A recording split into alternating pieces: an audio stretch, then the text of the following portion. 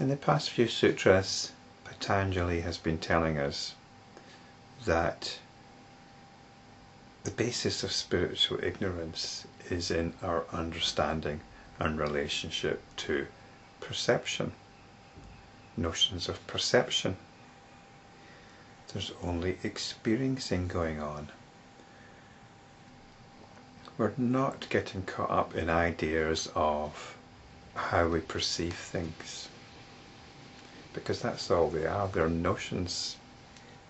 Sutra 20 told us the seer is nothing more than pure seeing, even though notions are entertained. We are pure experiencing. It's not that I am experiencing this or you are experiencing that. There's simply experiencing going on.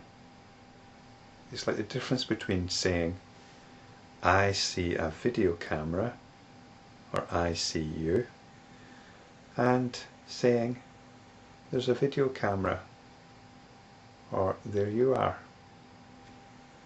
The second way of putting things is more akin to simple awareness, rather than getting caught up in notions of objects, experiencers, and the process of experience or perception. We come right down to simple awareness. So we can use this understanding, we can examine it, and through examining perception we can come to realization of this pure, simple awareness. The goal is realized, or otherwise, against the ebb and flow of the conviction in consensus reality. We have what's called consensus reality. Consensus reality is coloured by tradition and culture. If you consider yourself a modern individual, then you probably like to think that your consensus reality is informed by scientific understanding. That's part of your consensus reality. But these are notions that are being entertained. We go along with consensus reality. We need it. We need this consensus reality in order to engage, in order to interact.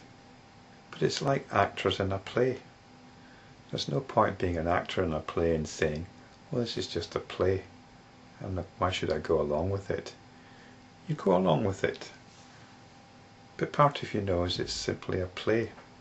And it's that part that knows that we're concerned with in spiritual practice. We want to give that part more emphasis. The part that knows it's all a play. That's the part we want to come back to. And once we come back to it, we can still enter the play, but with more emphasis on coming back to the player that knows. Now, why does this conviction happen? Why do we have this conviction in consensus reality?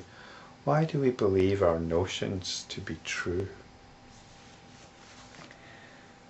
And Sutra 23 tells us the reason for this conviction is the identification of the yogi's own power of awareness with the form of what is perceived.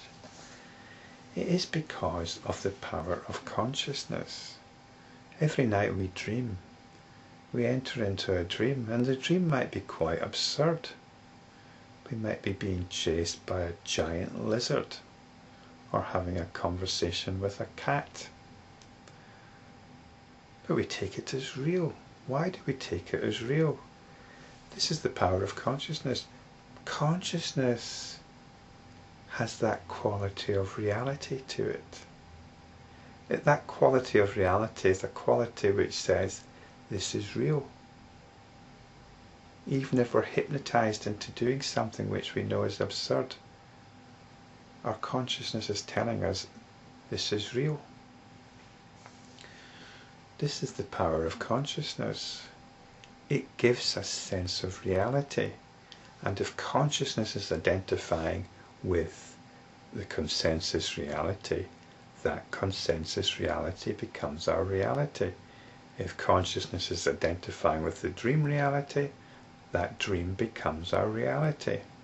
If consciousness is identifying with a movie, you happen to be watching a movie, that movie becomes real for the length of time that you're identifying with it, that you're engaging with it. This is the power of awareness. If you perceive a particular form or particular shape, like a video camera, that becomes a real object. As Sutra 24 tells us, this is the basis of ignorance. So the very power of consciousness, the very reality of consciousness, is what gives rise to ignorance. And this is what Book 2 has been concerned with since Sutra 3. Spiritual ignorance. Without this ignorance, there is no identification, and its cessation allows unqualified insight. So, consciousness identifies. But if we've dismantled consensus reality, if we've seen that it doesn't make sense, that it's not real, then we can look into how things truly are. We can look into the true nature of consciousness beyond its tendency to identify and give us false realities. We can come back to its true reality, which is the reality of the dreamer, not the dream. Sutra 26 says, by appropriate means, constantly dissociate from knowledge based on discrimination. Sutra 19 told us that physical reality or cognition consists of nothing more than differentiating within what cannot be differentiated. In other words, we don't want to get caught up in categorizing in objects. We come back to the basic experiencing. We don't let the attention get sucked into this, to get sucked into that. Come back to the pure nature of the attention, which is the pure nature of awareness, which is simply experiencing. It doesn't mean shutting out what there is. Just the opposite. It means accepting completely what is, but without processing it mentally, without labeling it, without entering into a relationship with it. Like I said before, that relationship can be as simple as, I am experiencing that video camera, instead of, there is simply a video camera. So come back to allowing everything just to be as it is, without judging it, thinking about it, constructing some inferences about it, bringing myself into it and say this is my experience. We don't do that. We don't do that. There is simply experiencing going on. There's no relationship here between an experiencer and an experience. There is simply experiencing. In this way we develop unqualified insight, and we can rest more and more in samadhi.